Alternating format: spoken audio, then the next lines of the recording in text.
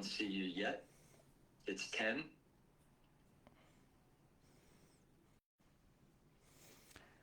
And welcome to our Facebook Live. This is John Gray.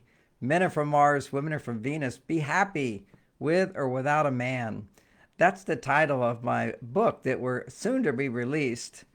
I have finished that book. I've sent it off. It will take a while for it to show up in bookstores and on Amazon, but it's out there, and it's an exciting book. And today I'm going to talk about just be happy with or without a partner, so that I can be inclusive of the men. Although I've written this book for women only, the actual book, because women always get the idea that unless a man reads this book, it won't work. So I've written a book so that it will work. Your relationships will get better. Your communication will get better, even if a man doesn't read the book. So it's really geared towards women, how they can get what they need in relationships. And I guess I have a bias. It's very hard for men to give a woman what she needs in a relationship if she doesn't know what she needs. And of course, then there's always the frustration that it's women primarily who buy these books. Some men do, and that's wonderful. But there is a way, if one person makes a change in the relationship can dramatically improve. However, there's a challenge here today, which is that if a woman doesn't know what she needs, a man could try to provide for her what she needs, and she'll reject it. You really need for women to understand these new ideas of what makes relationships work, because it's women who change the world.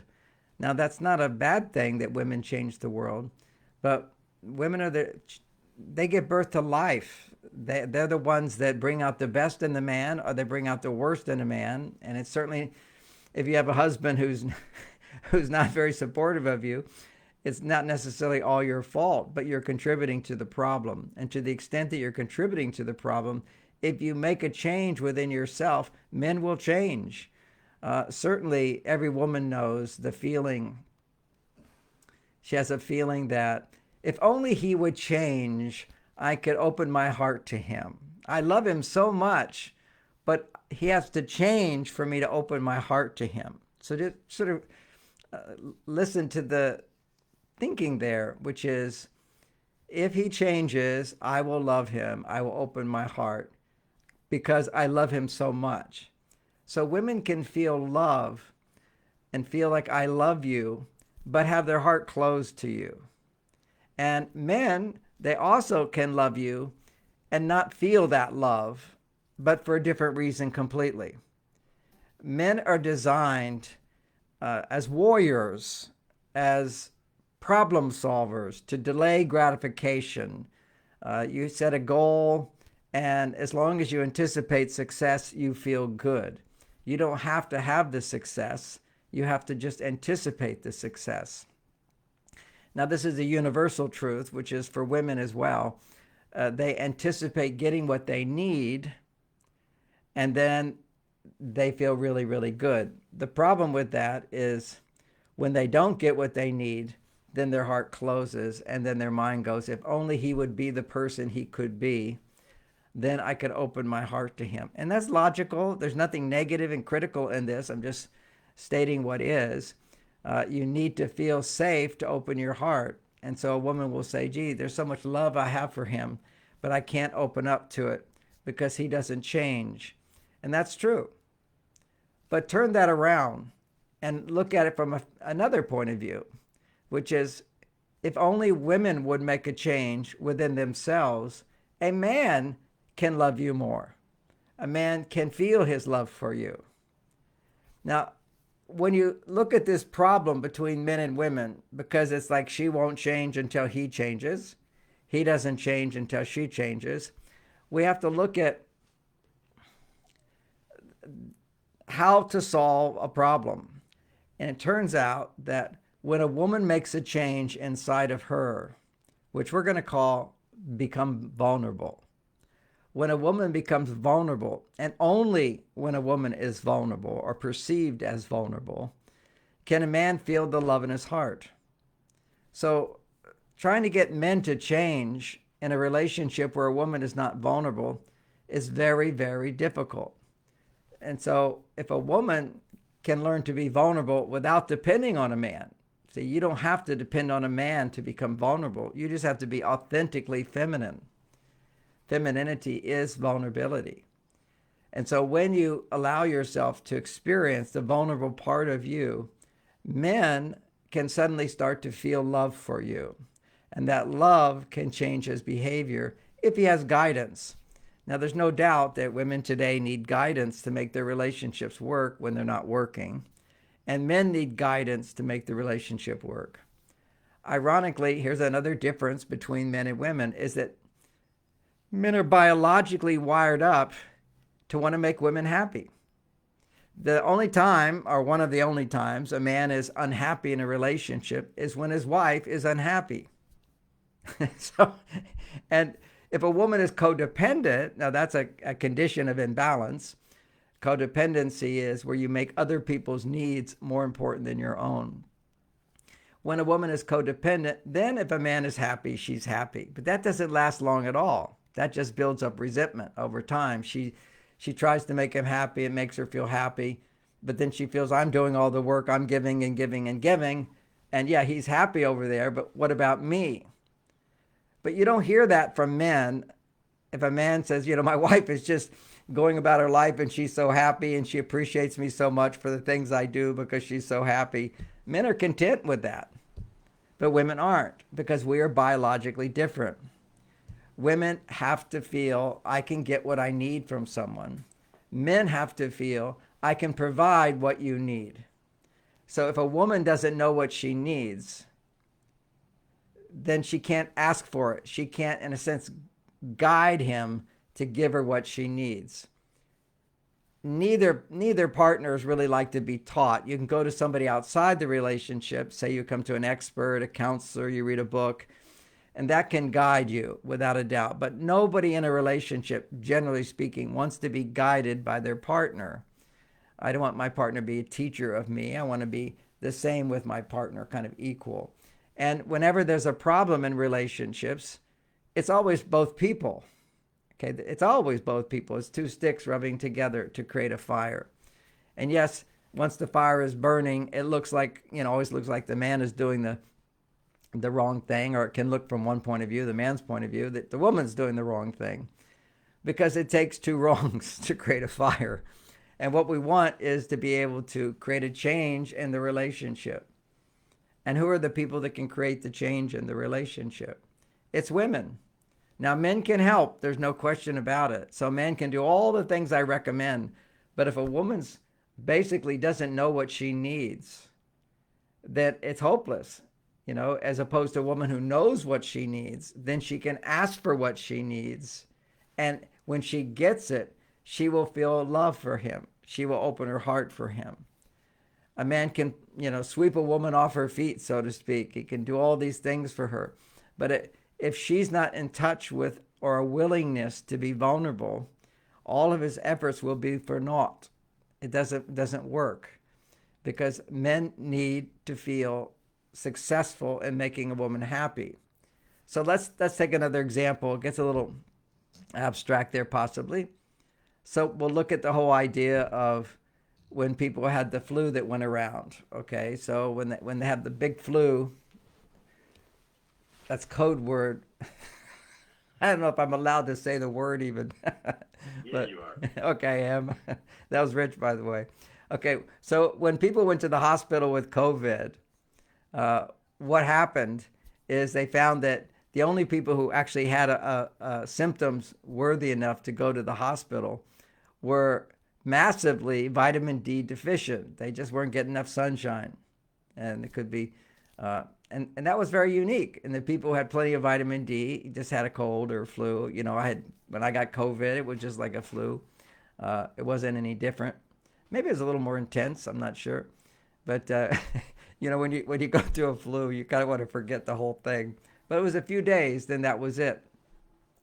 Whereas other people who didn't have enough vitamin D, they ended up becoming sick. So we know that the people who actually were sick enough to go to the hospital were vitamin D deficient. So wouldn't it have been great if we had a whole medical system that said, you need to be taking your vitamin D or getting plenty of sunshine, and then you won't get sick. But if people don't know that they need vitamin D, they can't find the solution for it. Either take high concentrated vitamin D or to, I'm not giving medical instructions, or using this as a metaphor, or get lots of sunshine. It's interesting when I'm talking about vitamin D. Part of what made Switzerland this neutral country, a little bit of history here, which is fun. What made Switzerland this neutral country was that they had these beautiful mountains and they had these healing resorts there. We're up in the mountains with the fresh air and lots of sunshine. They would get the sunshine, and they would have special drinks that people would drink. So if you were sick, you would go there and you would bathe in the spa, and you would have sunshine, have a lot of sunshine, and you would drink a special diet, and people could become healthy again. They could be young again. They could be healthier. So all of the wealthy people wanted to go to Switzerland to be healed with the sunshine and the special drink that they had there. And so it was the rich people that had the means to go there. And so they would have to, bring their armies with their gold, and they would go there and store their gold in Switzerland. So it became the center of the world for banking, because all the gold came to Switzerland because the wealthy people went to get the special treatment. And what was the special treatment? Special treatment I talk about every week. I just don't talk about it in that context. But it's what helped heal me when I had early stage Parkinson's, and when had challenges to my brain, healing the brain. It was primarily whey protein. You see, the Swiss have all these cattle. They would have the cattle at the place, and they would milk the cows, and they would get the whey protein, which is super easy to digest. So it'd be organic. It would be not heat processed, and they would drink the whey protein, and their body would produce a lot of serotonin, and they would get the sunshine, the vitamin D, and that would activate their immune systems and help to heal them. So this is the whole story of where whey protein came about. And this is what I recommend. This is what I did for my brain. It was finding the balance of, and the reason they don't just use cow milk raw is because it has 90% casein and only 10% whey. So they would give them the whey protein, which was really healing for their brain to help relax, not worry about their problems, and get plenty of sunshine. Probably they did other things too, which in Japan, they have a tradition there, which is 10 minutes they will walk on the ground barefoot. So again, being in nature, I lived in Switzerland for many, many years, maybe 6 years I was in Switzerland. It was living in the mountains there as a monk, and it was spectacular. It was wonderful. You go walking in nature, and the beautiful views and the pure water and the sunshine. It was an amazing place to be.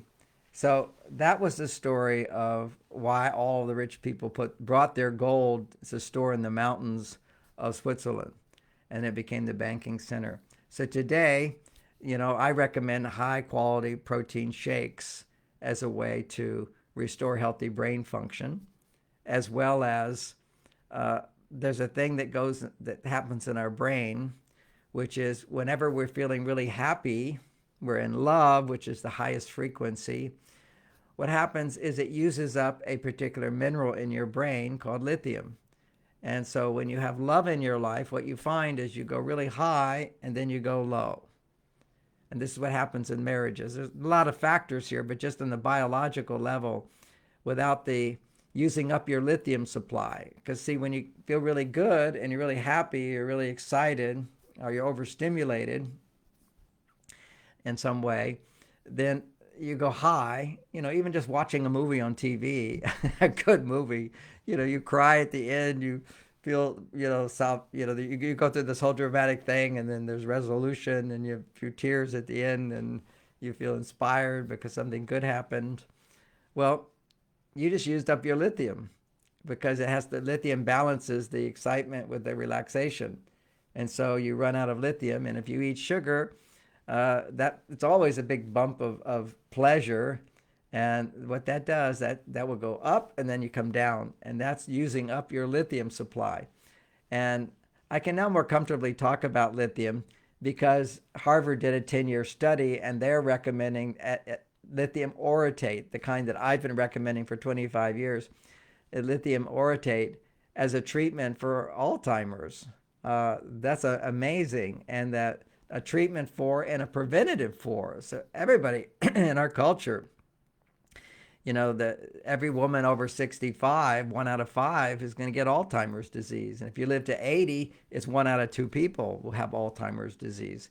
So this is not something that, we should casually look at. And now we have something that at least the study has shown as a the whole mechanics of it is, you can read the article from Nature magazine, the peer-reviewed study, 10-year study from Harvard on lithium orotate. So it's suddenly becoming really big. It's something that I've personally been recommending. It's right on my website for 25 years.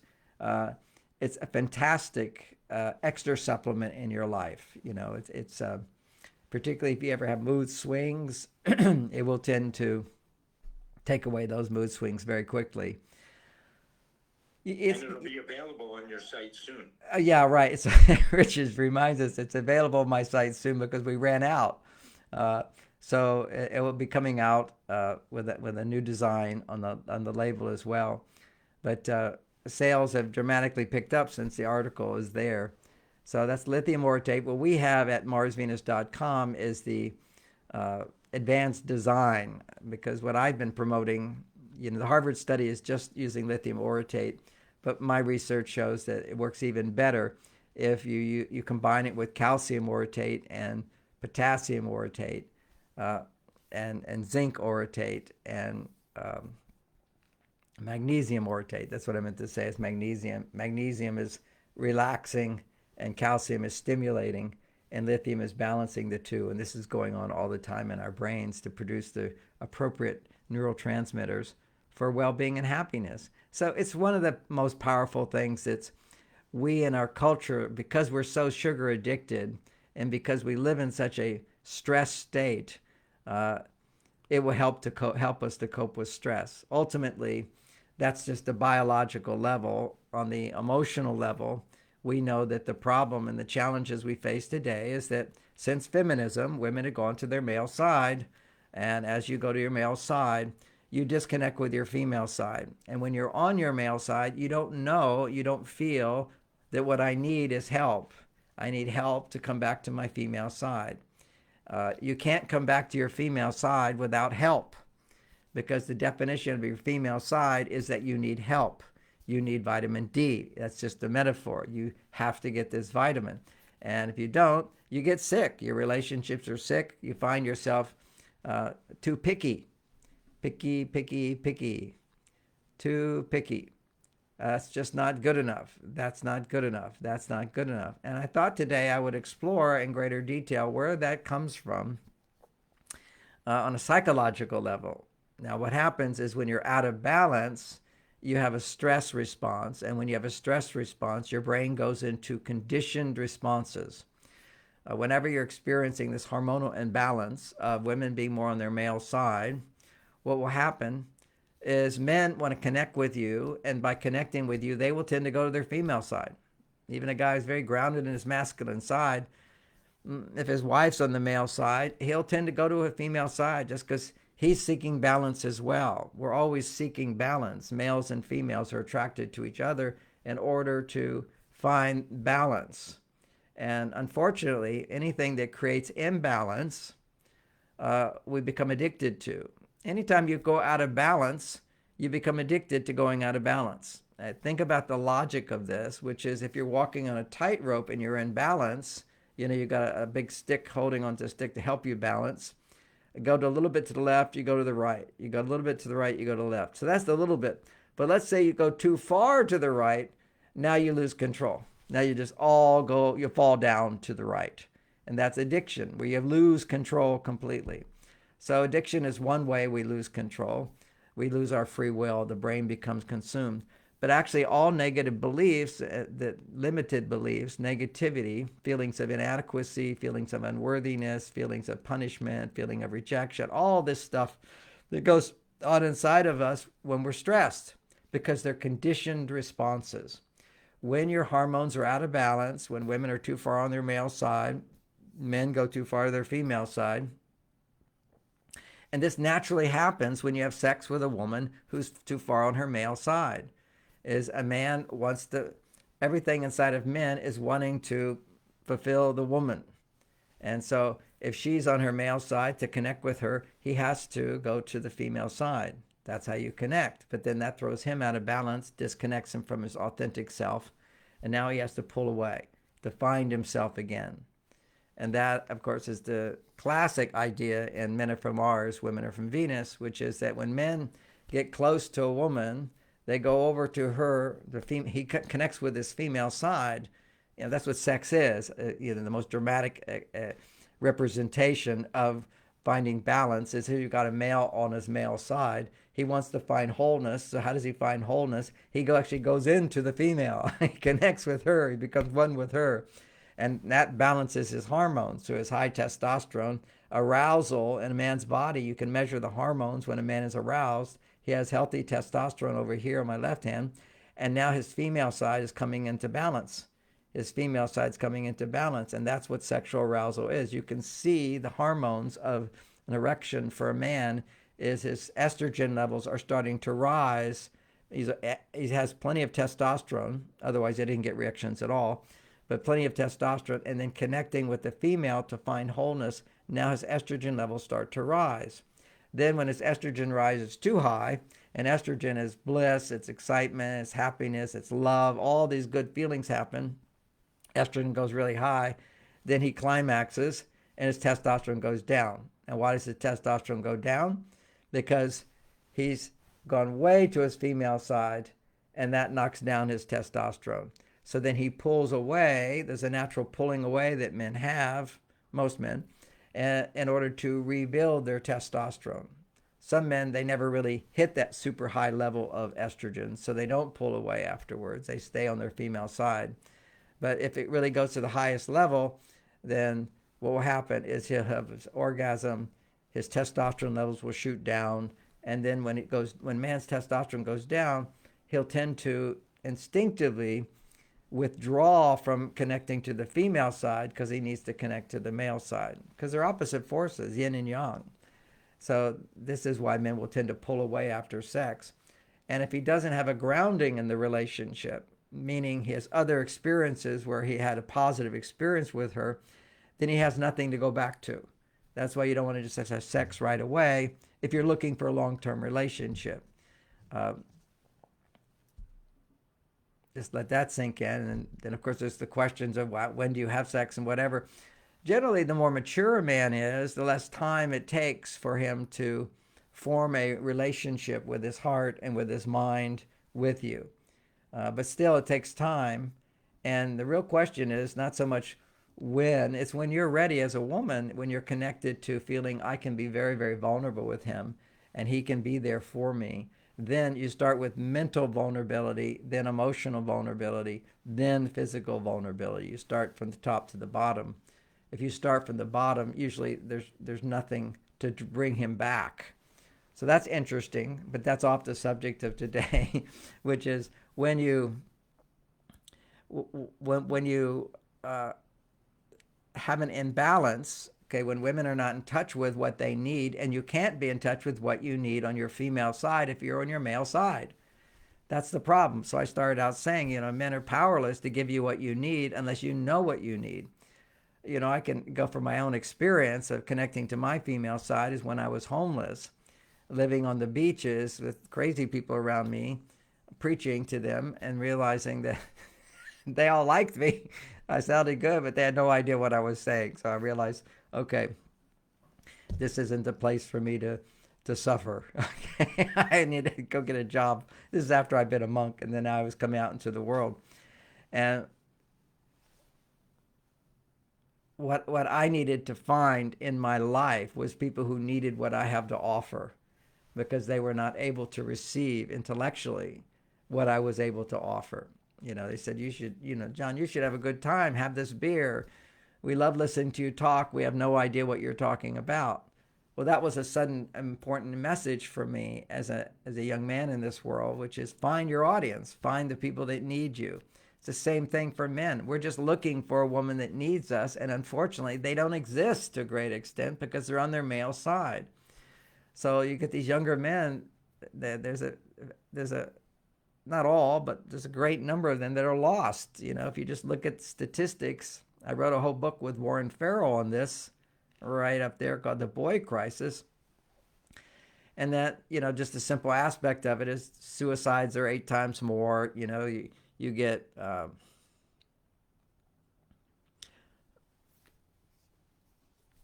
just a simple, I don't want to go into the whole thing, but it's if you look at college graduates, it's 2 women to 1 male graduates from college. They have too much ADD to stay focused, to stay passionate, to stay achieving their goals. It's just not there. The masculine energy, the testosterone is too low.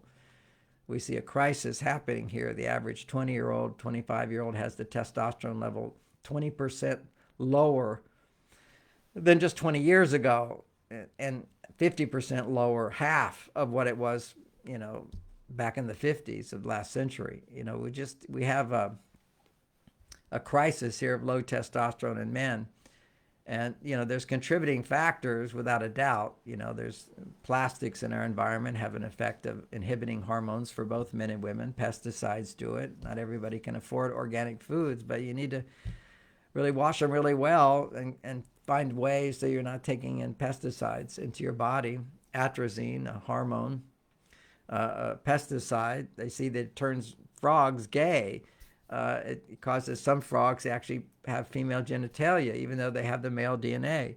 So, our world is being very confused. And women who experience in the womb toxicity or periods of Tylenol, there's a lot of research now coming out.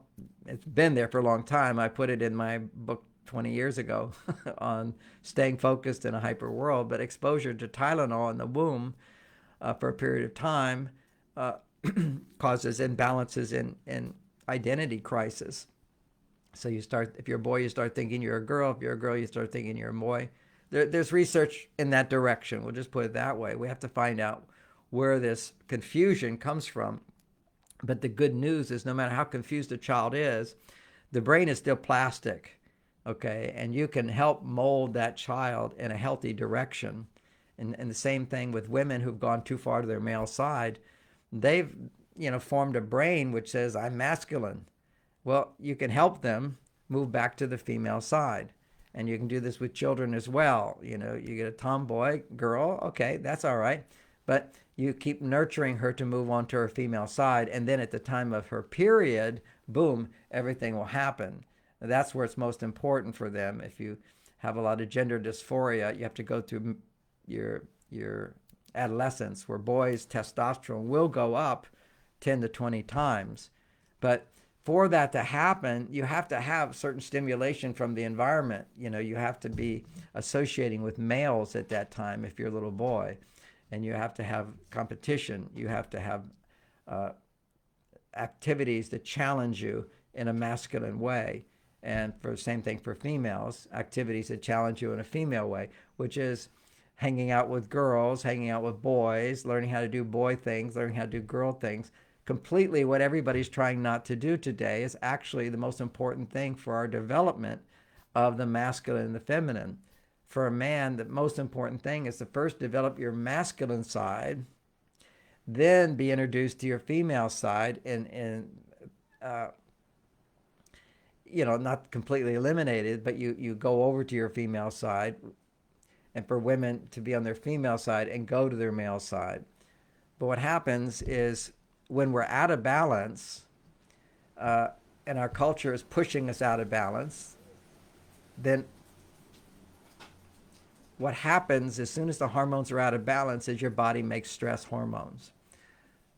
All it takes is for a woman to be too far on her male side and not balance it with her female side, and her stress hormones will be produced. We look at the studies that show that when you're producing stress hormones, if you're a female, your testosterone is out of balance. It's too high for the normal balance, and their estrogen is too low. And when you actually can balance the testosterone estrogen, not by taking hormones, just doing things that will produce the right balance, your stress goes away. This is all of the mindfulness techniques and everything we're doing today, meditation and prayer and all these exercises that people are learning to do. The objective there for all of it is lower your stress hormones. And therefore, it will help to balance your testosterone and estrogen, your progesterone if you're a woman.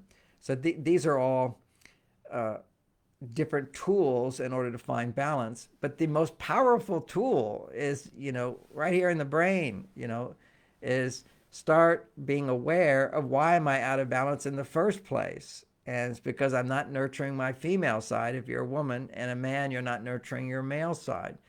And relationships are the most powerful way to find that balance. And then the other tools and techniques are great. I mean, for me, meditation is very powerful for me to restore my masculinity. And it helps me to disconnect from my emotions completely and go into a state of forgetting all problems. That's the whole idea for men, is do something to forget your problems that challenges you, and your testosterone will go up.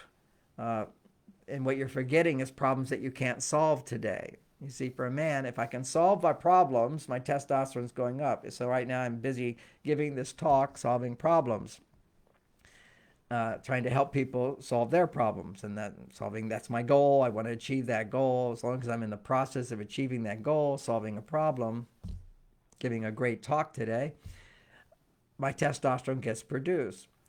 But at the end of the day, a man has all these problems, and there's no problems I can solve, or there's problems that if I don't have problems, then my testosterone doesn't go up. Or if I have problems, like there's nothing I can do about it because now I'm home and my problems are at work and I can't do anything to solve them. Well, what happens then is you no longer can be making testosterone. So what men do is have hobbies. Hobbies are things that we do in order to have little challenges to produce testosterone and to forget the problems that we can't solve. And for women, it's the opposite. They need to talk about problems that they can't solve. And what all negative emotions are is not getting what you want. Okay, every negative emotion all comes down to I have a need and I want it fulfilled and I can't get it fulfilled. So then you have a negative emotion. So what you do to process your emotions as a woman is to be aware of what those emotions are. Talk about them with somebody who can hear you, understand you, validate you in some way. And what occurs is you feel better. Your hormones go back into balance, because when you can talk about problems and you're a woman, you're being heard, estrogen goes up. If you're solving problems, testosterone goes up. So if you're talking about negative feelings to solve a problem, you don't get the benefit. That's called complaining. You talk about problems in order to solve the problem. You're not going to get a lot of estrogen. You're going to get mainly testosterone, because testosterone is a part of you that goes up when you solve problems. If men talk about problems to solve problems, their testosterone doesn't go up either. So it's deadly for a man to talk about problems, to complain, to whine, to be upset, to get down. Okay, so that's too much estrogen for men. Throws his testosterone down. For women, if you can talk about problems without trying to solve them, but just to talk about them, then your estrogen goes really high and your stress level goes down. That's why we have things called therapy, where women just go in and to great extent, they're just talking about problems in their life, and some miracle takes place where they feel better. They feel happier.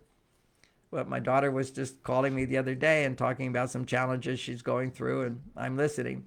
And even with all my knowledge, I want women to know this, I'm kind of feeling like, well, if I don't give her any advice, things are not going to get better. And she very smartly, I guess intuitively, could sense that. And she says, Dad, it just feels so good to be able to talk about it. I just want you to know I'm feeling better because, I'm able to talk to you about it. And then my tendency to wanting to solve the problem relaxes, and then I'm able to connect with her. So this is what you have to do, women, is when you're talking to a man, you just say, I just need to talk about this. Oh, you don't have to say anything. And then let him know in the middle of that, and I'm feeling so much better now. And then he feels like he's being successful, because men, it's all about doing. If there's a problem, let's solve that problem. Well, he just doesn't have the experience in his genes that if I can just talk about this, I'll feel better. And yes, we do have that experience sometimes when it's an extreme thing. Where there's no question that, at times when problems are really big, to be able to talk about it can feel better. But that's the difference for men. It has to be a big problem. But for women, little problems. If you talk about little things and just be able to freely talk about it. And you can't do that because men don't know how to respond in a way that makes you feel heard and validated. What he wants to do is interrupt with solutions. And so what you need to do is just tell him, I just need to talk for a little while. You don't have to say anything. Just talking about it will make me feel better. And in the process, let him know this is working. I'm already starting to feel better. And you will start to feel better. That's the amazing thing that women who are on their male side do not know. They don't have that experience because they're on their male side. So if women, men read my book and try to get their wife to talk, she has nothing to say. She says, I'm too busy. I'm overwhelmed. The only thing I have to talk about is you're not helping me, which is the worst thing you could do. So now we covered, in a fun way today, some of the dynamics of why we're out of balance. And we have these stress hormones which are being produced. And when stress hormones are produced for men or women, what's going on is you lose your free will. Okay, you no longer have free will. Free will is the ability to feel something and choose to feel something else. I'm sort of, I'm not feeling good. Well, let me think of things that make me feel good, and then feel good. Sing a song, be on the bright side of life. That's free will, and we have that free will if we're not in a stressed state. There is another factor that does occur, which is denial. You can be in a stress state and be in denial of your negative feelings. That's called repression. And you'll see this with some people are smiling all the time, and then they commit suicide. What was that all about? Thought that person was so happy, or some couples, they were always so happy together, and then now they get a divorce. What's going on is that they're just repressing and repressing. So pushing down in order to feel good, pushing down in order to feel good. And feeling good, they do feel good, but it becomes thinner and thinner and thinner. It becomes more and more fake. And nothing changes, improves in their life as a result of it. There's no growth that happens. And so faking it is actually one of the stress responses. There's fight, there's flight, there's freeze, and there's fake, and there's fold. We just give up. I'll do whatever you say. And, I'll just follow along. I don't have any sense of self. So these are all different stress responses. It's a whole big description to talk about how it happens differently for men and women. But we can give a whole talk on that. If you take note, Rich, I'll talk about the different stress responses for men and different stress responses for women. Got it. Okay. But today, it's because we are stressed, we have very little free will. And when you have little free will, then your brain will start going into picky, picky, picky. And that is, we start to compare. And when we compare, then we start to criticize. And then we start to criticize, we start to complain. And when we complain, then we start to condemn, that's disapprove. Okay, that was a fun little flow of 4 C's there. But it's the comparing. Comparing is a natural thing. Part of happiness is you compare, I have more than somebody else. Look at this. Another part of comparing is, I used to be this way, now I'm this way. And you feel really good because you're growing inside. A little child goes, now I'm a big girl. It's just like my little granddaughter saying that. The comparison is a part of how anything has meaning in life. But when you're in a state of stress, you have no longer any control in present time, and your conditioned responses from childhood will take over your brain. And this is, it hijacks your brain. Conditioned responses hijack your brain. And all this comparing has several, well, I just talked about, you compare and then you start becoming critical, and then when you start being critical over time, it turns into complaining, and then it becomes condemning. I don't approve of you at all. You're not worthy of me. And some people would be more stuck in one of the others, and this is a tendency that happens. What I know to be the case is usually it happens stronger in the person with high estrogen. Okay, so if you have high estrogen, and women biologically, even when you're way on your male side, you still have higher estrogen than most men. so it tends to happen more to women. But then what happens is when a woman begins to, let's say, be critical of a man, he will mirror that back. When a woman complains of a man, he will mirror that back. We are your mirrors. But the women are the source. That's where we all come from. So the comparing starts, generally speaking, as a woman will start comparing. And now one form of comparing is she starts out giving, and then she starts to compare, how much is he giving to me? And then that starts becoming resentment. I'm giving more, he's giving less. Then her feelings become hurt. And then, this will create massive defensiveness in a man when you start getting to the place where you feel hurt by your partner. And that's implied in resentment. When you're resenting is sort of the surface, but inside is, I feel hurt, you're not giving me what I deserve. And where does all this come from? Okay, I continue to point out to us that it's, once you have this stress response, you no longer have the ability to have your heart open and to think logically. Okay, your heart open and to think logically. One of the things for women, if we look at the research of the brain, is that when women become hurt, when their heart closes, we'll call that, she has negative emotions. So blood flow goes to the part of the brain that has negative emotions. And what they find is that for women, this lasts a lot longer in them than in men. That's because, see, men, when they start negative emotions, if you give them space, they'll just disconnect and negative emotions go away. They have to focus on something else, and it's done. But women can't do that. Women ruminate, and this can go on for days and days, lifetime of ruminating. Okay, this is what goes on inside of women. This is why it's very important for them to process emotions. Now, once a man becomes more in touch with his female side, I'm very much in touch with my female side. It's very important for me to balance my emotions as well. But if there is a big, huge stress, I will just completely disconnect with emotions until I get really grounded in my male side again. And then I can start bringing my emotions back in and start to process them. Because ultimately, it's being my male side and female side that creates creativity and flow and consciousness and so forth. But first you have to be anchored, come back to your male side. For women, they are the female side. And so what they need is to go deeper into their female side through sharing and being heard and so forth. And if there's nobody to listen, then that's too painful because it doesn't work unless there's someone to listen. And once you have a certain amount of spiritual awareness, you can be objective within yourself and listen to yourself. That's your male side is listening and your female side is expressing. And that is the power of journaling. When you journal, your female side is expressing and your male side is observing.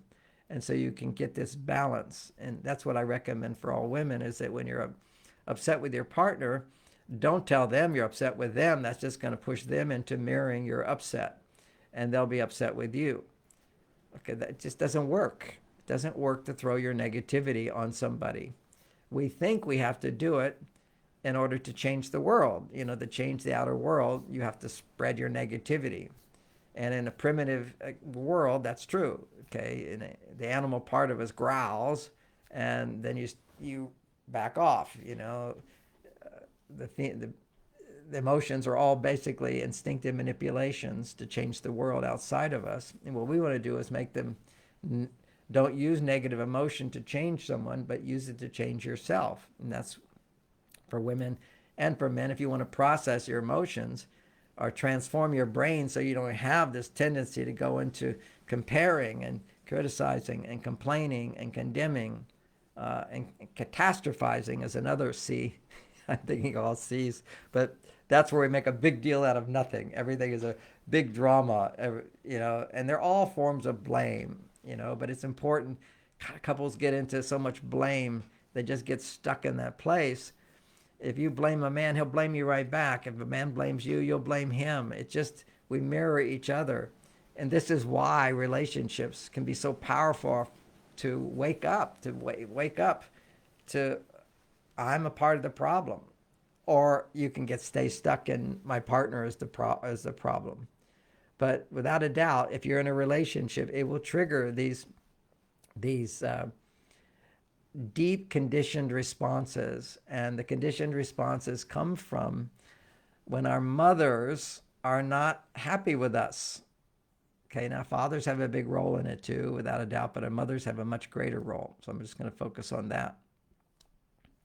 And when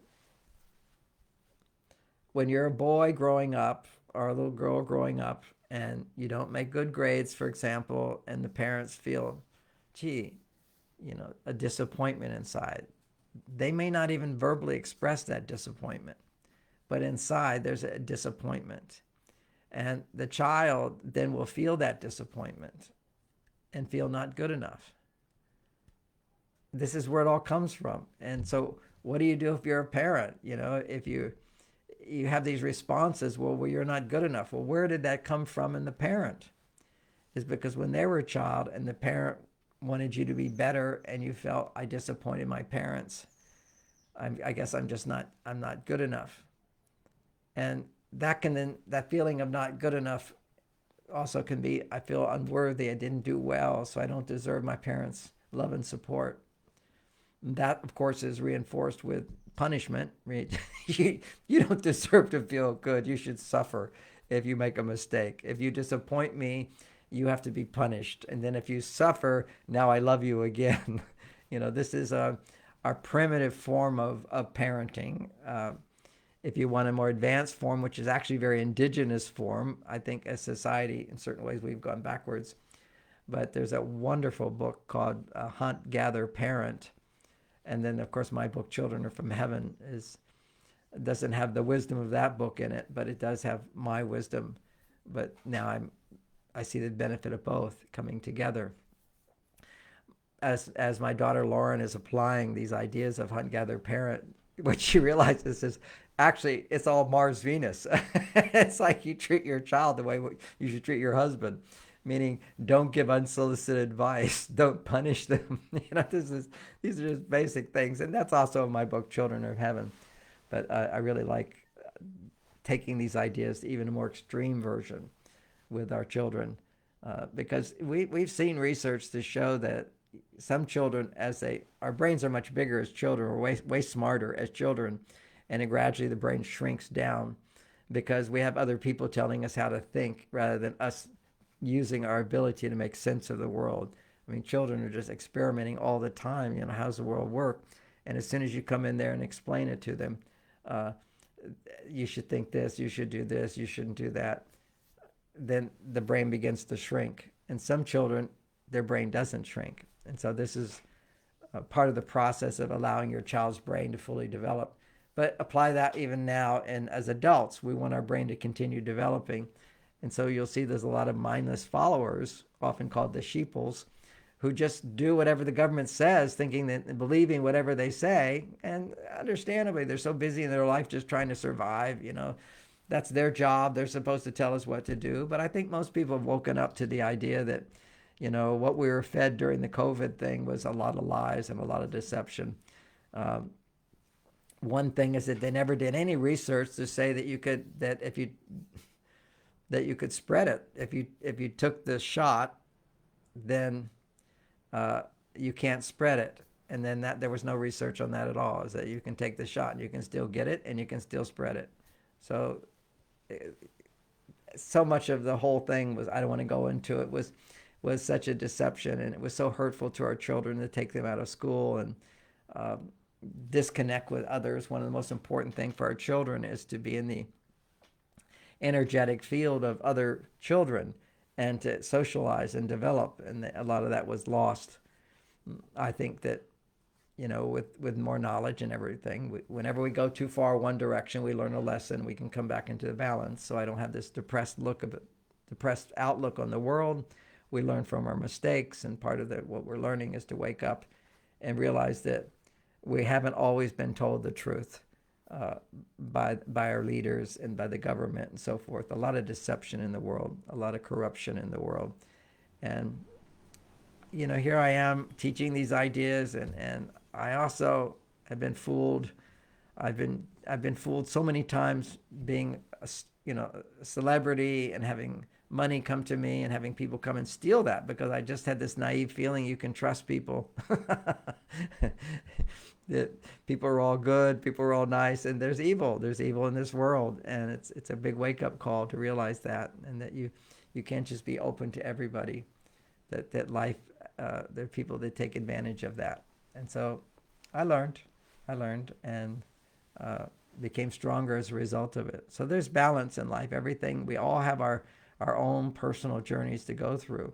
But when we get the message when our parents are disappointed with us, and doesn't every parent wish your child could be the best, and you want your child to excel and to have more? One of the sweetest things I heard once is that, your father is the only man who actually wants you to be better than him. It's a very sweet thing, just to know your father wanted you to be better than him, to have more than him. What a beautiful thing that is. And so they want you to be better, and then when you're not, if they don't have the ability to let it go, to feel disappointment and let it go by seeing the good. It's the same thing for women a lot when they feel hurt. You always, if you have a choice, if you're not stressed, you have a choice to go from, do I want to just dwell on, I feel hurt because I didn't get what I needed, to appreciating what I did get and what I do have and the abundance that's in my life. It's a choice. And it is a choice, but you can't find your ability to make that choice. You need to know that choice is out there. But when you're in that stressed state of feeling hurt, you don't have hurt. You don't have the choice, because your body is been taken over by the conditioned responses of your childhood, which is where you felt the hurt in the first place.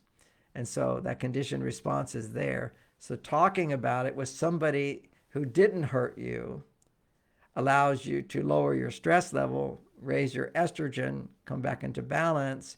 And now you have the choice, and that should always be your goal, which is to let go of the hurt and to focus on the appreciation and the gratitude for what you do have. And then from that place of gratitude, your heart opens, and then compassion happens, understanding happens, and you realize truth. And the truth is that, yeah, we all get bumped around by life, but look at all the opportunities we have. And then you can go even further into how did I contribute to that? What were my expectations? Are they unrealistic? How are they unrealistic? How did I set myself up for that? What are the processes that I'm working through in my own life? What pattern do I have in my life that I'm working through in order to change? There's so much, growth in terms of learning our lessons in this world, so that we can be human beings who can be scarred by life, and yet we can open our hearts again. That's the possibility. But you've got to process your feelings. It's work. You have to do the work to open your heart again and again and again, both for men and for women. But for men, it's in relationships, it's not as the biggest thing. For men, it's more in life. Men are vulnerable whenever they set a goal. That's the vulnerability men need to experience. Is I'm gonna do this. I'm gonna say I'm gonna do it, and I'm gonna, if I fail, I fail, and then to bounce back, forgive yourself. And the same thing with the parent who's disappointed with the child, realize that you're unknowingly setting that child up to have the same problem as you. You're hurting them psychologically. You can say it out loud or you can say it quietly inside. It doesn't matter. They feel it. They will be affected by it. That the message they get when you're disappointed with them, then I'm not good enough. Something's wrong with me. I'll never be perfect. I'll never be enough. And then when you get that message as I'm not good enough, we then feel that to get love, we have to be perfect. And that's the next thing up. Is that to get love, well, I have to be better than. Since I don't get love if I'm not good enough, I'll try to be better. Now, some just give up trying to be better, but most of us, if you're listening to this, you're already in the realm of growing. So you'll try to be perfect. And so if you have this feeling of I have to be better, then any man or any woman that you're in a relationship with, that will get put onto them because that's your belief system. If you're not perfect, you're unworthy of love. So if this person's not perfect, they're unworthy of love. So then you start to compare. Well, they could be like this and they could be like this, or they should be like that and they're not. So I'm not happy with them. And we close our hearts. So this is comparing is the thief of happiness. And yet it's also the gift of happiness. It's just who's in control. So we always want to come back to how to be in control. So this is about being happy with or without a partner, because when you're happy with or without a partner, you're responsible for your life. You're responsible for your happiness. And for women, if you make a man responsible for your happiness, you're always setting him up for failure. You look to the man to become happier. Same thing for me. I don't look to my success is not measured by is my wife happy. My success comes from I can help her become happier. But if she's not able to be happy, I'm powerless. This is why it's all essential for women to find their happiness. So man has the power to make you happier, then he can feel successful and bond with you. Because that's how men bond. Men bond by being successful. Women bond by having someone be successful and meeting their needs. And so for her, her prerequisite for someone to make her happier, which is the adult role, my role is not to fix my wife. I don't need to fix her.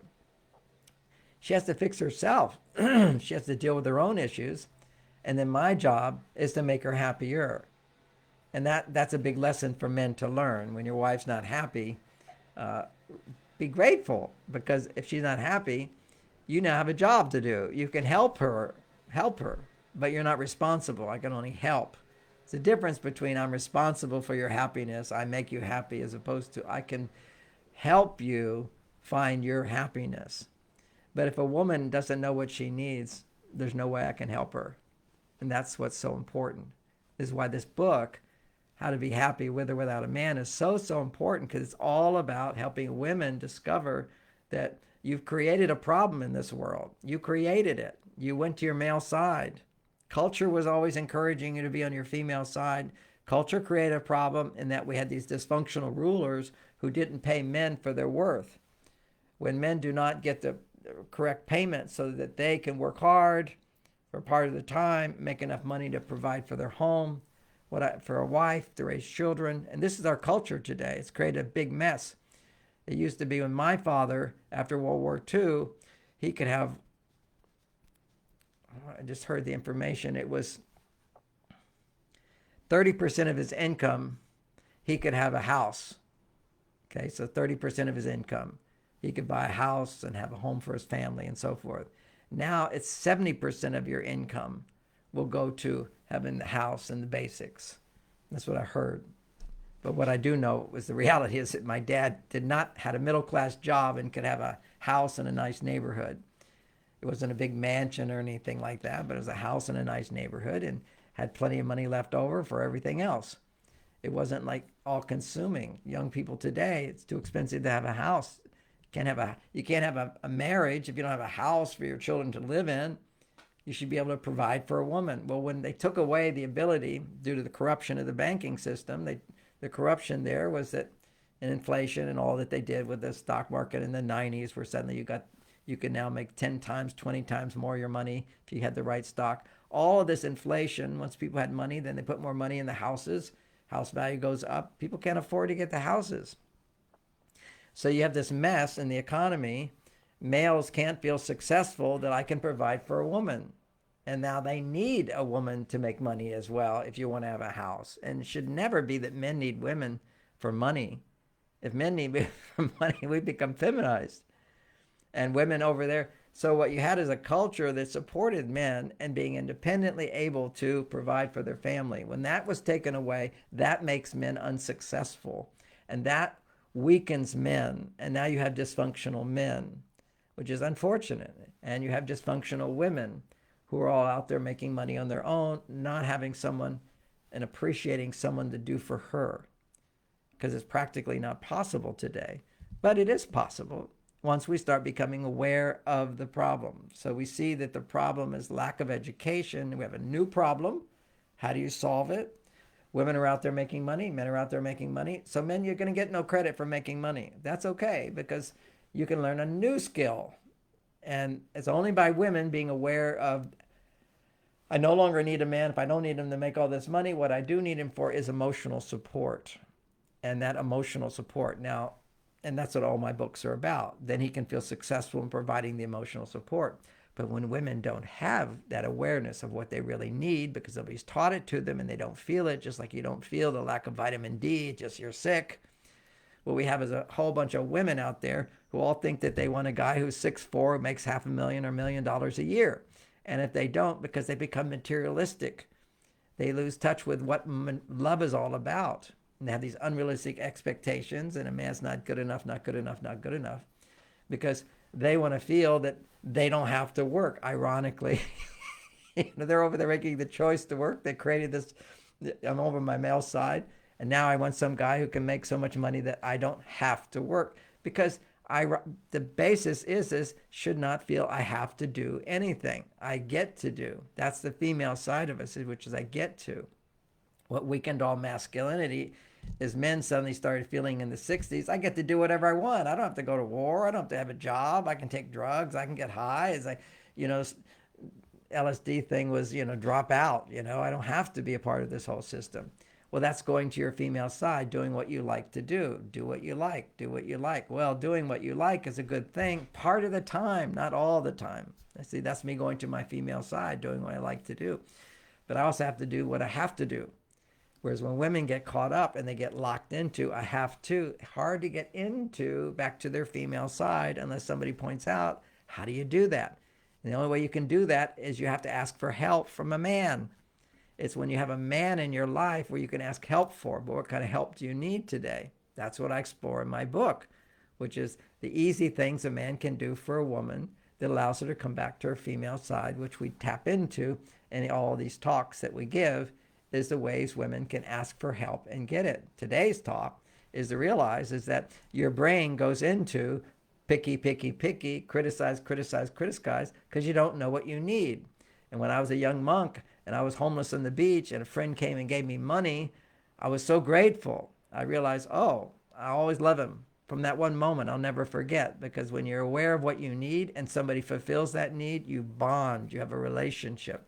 And this is for women to recognize what they need is a man who can help, as opposed to do it all yourself. That's the wrong direction. Going in that direction. And what does it mean to come back to feeling what you need? Well, Helena's been putting on different courses. There's our course at marsvenus.com, Understanding Men. So important. How to get what you need from a man, or how to give yourself what you need, which is the other course that Lauren teaches, which is you time, me time, we time, understanding the different hormones of different ways you relate to the world.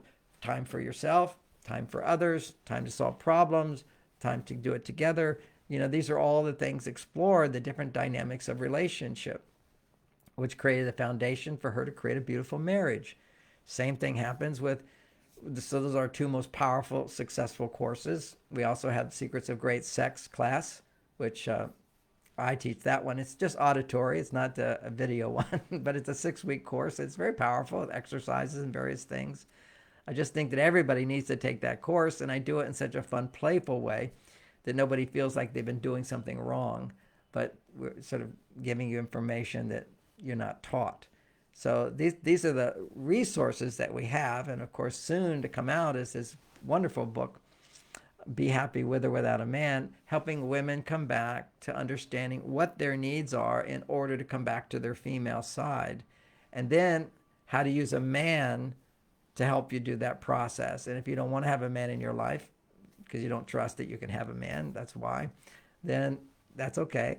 You'll learn how to do it for yourself. But my wish is that as you learn to do it for yourself, you'll see how easy it is for a man to come into your life. All problems happen in relationships when men cannot feel successful in making a woman happy. And so much of the time, a woman's unhappy because he's not doing something for her. Rather than I'm happy with or without a man, then he can come along and make you happier. So what a beautiful gift this information is to the world. And I see I've used up my hour here. Hopefully everybody's gotten some good benefit from all of this. And you can, I should introduce these things, which is whenever I say something that's a good idea, please put it in the chat. That will not only help other people see the points that are coming out as I'm talking, but I review those and I'll be able to see what it is that actually lands so I can help develop those ideas even more. So it's a gift to me and a gift to everybody else to share any good ideas or any points that you hear as I go through, because that's the whole point of these talks, is for us to increase our awareness of things that we weren't fully aware of, or at least now we're more aware of them, of what can work and what can make our lives better. So I'm looking at something Helena just put in, which is stop working at your relationships and get your relationships working for you. And that's our Mars-Venus, one of our Mars-Venus classes, which is the understanding men. Because when you begin to understand men, then you realize it's like a software. If you don't understand how to use a software, it is so complicated, because there are certain softwares I use and I don't understand all the subtleties of what you can do with a software. And so it becomes very, very frustrating. If you actually have a class in understanding a software, then it can help you so much in your life. So today's talk is a pleasure for me to share these ideas with you. I hope you got good insights, and we'll talk to you next Thursday. What was our topic for next Thursday, Rich? How to cope with stress. Okay, and what I'm going to talk about is how stress affects men, the different stages of stress in men and the different stages of stress in women. A little glimpse into that is that there's something called moderate stress, and then there's acute stress, and then there's chronic stress. And the reactions that women have in those stages are different from men. They're actually mirrors of each other. So what happens in moderate stress is women will have a strong emotional reaction. And that strong emotional reaction is similar to a man's strong emotional reaction when he's experiencing high stress. So as stress goes higher for men, they will become more emotional. When stress is less for men, they become decreased emotional. So he shuts down completely under moderate stress. A woman shuts down completely only after chronic stress. So when a man shuts down due to moderate stress, she assumes the problem is much worse than it really is. And when a woman gets upset about things, a man assumes that she's saying the problem is huge, when really it can be moderate stress produces the most emotional reaction inside of a woman. So this is very, very interesting. So we'll explore that in greater detail next week. We'll see you then. Thank you so much for joining us today.